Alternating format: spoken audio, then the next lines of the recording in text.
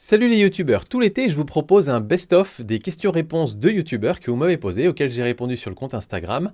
Vous pouvez aller voir ici, dans le menu en dessous, vous avez les différentes questions. Si jamais la première question ne vous intéresse pas, zappez à la suivante et j'espère que ça vous plaira. Aujourd'hui on va répondre à la question de Mostafa sur YouTube qui demande est-ce que mettre des tags dans la description c'est utile? Alors réponse courte, non, t'embête pas à mettre les tags dans la description.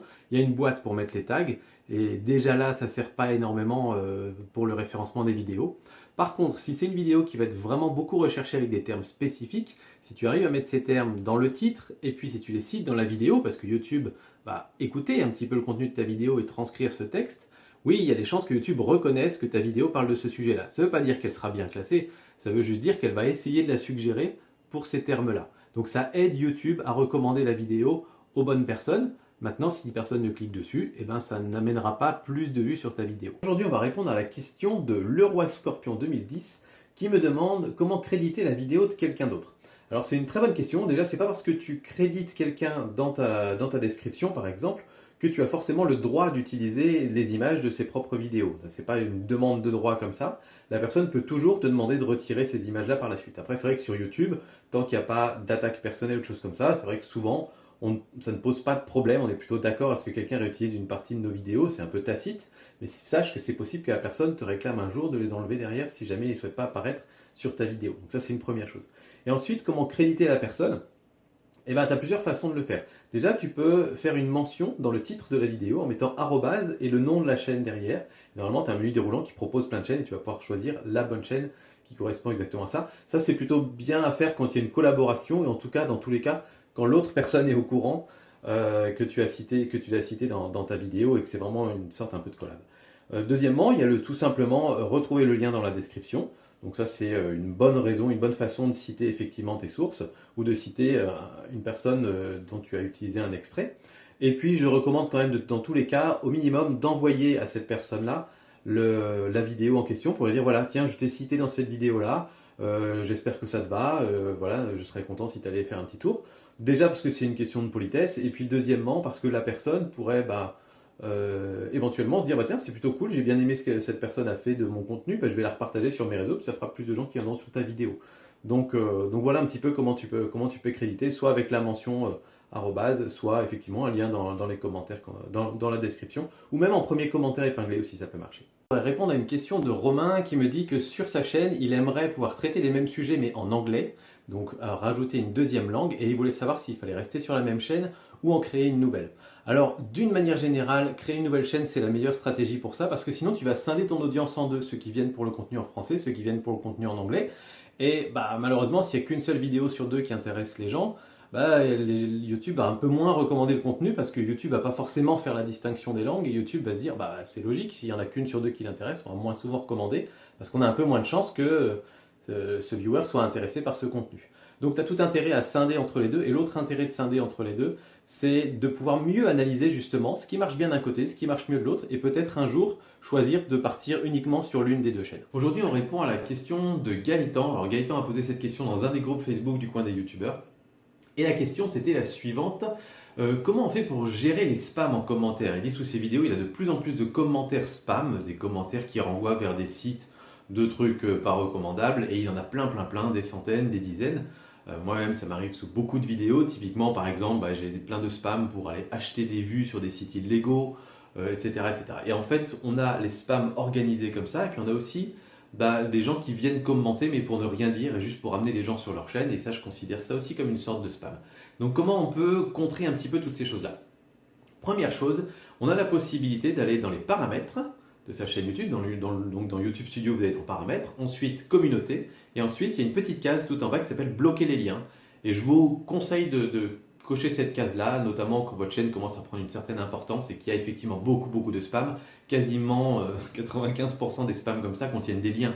Donc si vous bloquez les liens, vous allez bloquer l'essentiel des spams. Donc je vous conseille de faire ça. Puis ensuite, d'autres possibilités, c'est vous allez régulièrement aller dans vos commentaires, dans votre YouTube Studio, et aller dans l'onglet en cours d'examen. Et dans cet onglet, vous avez tout ce que YouTube a détecté comme étant comme spam. 95% du temps, la détection est plutôt bonne. 5% du temps, c'était des bons commentaires qui ont été détectés là. Et dans ce cas-là, vous les validez et ils vont revenir dans vos commentaires normaux.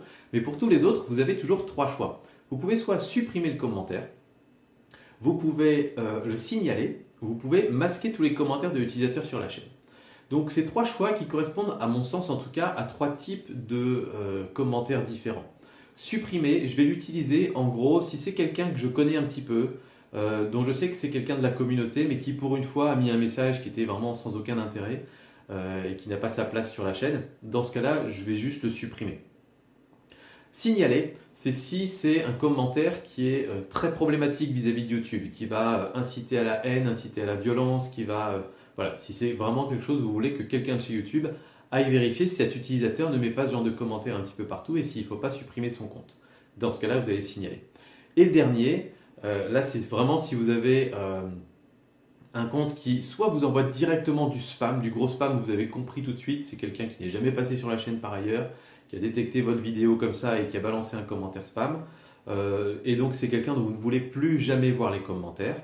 Quelqu'un où vous dites, vu le commentaire, en fait, je sais que cette personne n'apportera quasiment jamais rien au débat. Donc dans ce cas-là, vous faites masquer les commentaires de cet utilisateur sur votre chaîne et comme ça, vous ne verrez plus jamais les commentaires de cet utilisateur. Voilà, j'espère que ça répond à ta question, Gaëtan. Et ben, je vous dis à bientôt pour d'autres réponses à des questions. Ciao.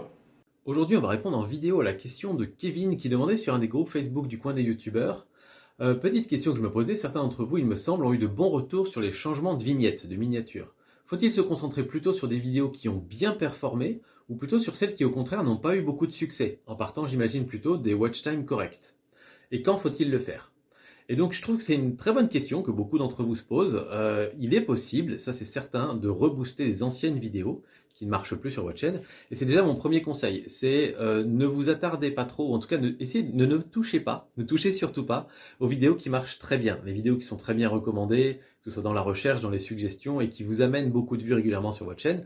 N'y touchez pas, on ne sait jamais, on pourrait finalement produire une miniature qui serait moins bonne que la précédente et qui ferait que du coup les gens ne veulent plus aller voir cette vidéo-là. Mais à l'inverse, effectivement, et je pense qu'en fait tu as les deux bons éléments. Le premier bon élément, c'est des vidéos qui effectivement ont un bon watch time mais un très mauvais taux de clic et dont toi tu sais que la vidéo présente du contenu de qualité qui intéresse du monde. Tu vas pas le faire sur un live par exemple. Sur un live, tu peux avoir un bon watch time moyen et un mauvais taux de clic, mais en même temps, un live, c'est quelque chose qui généralement est fixe dans le temps, et puis 2 mois après, ça n'a plus tellement d'intérêt, donc c'est logique que YouTube ne le recommande plus. Par contre, sur une vidéo où tu sais que c'est un format important, qui peut intéresser les gens sur longtemps, et que le taux de clic est mauvais à cause de ta miniature, mais qu'il y a un bon watch time, oui, là, ça peut être intéressant de les revoir. Et puis, il y a aussi ces vidéos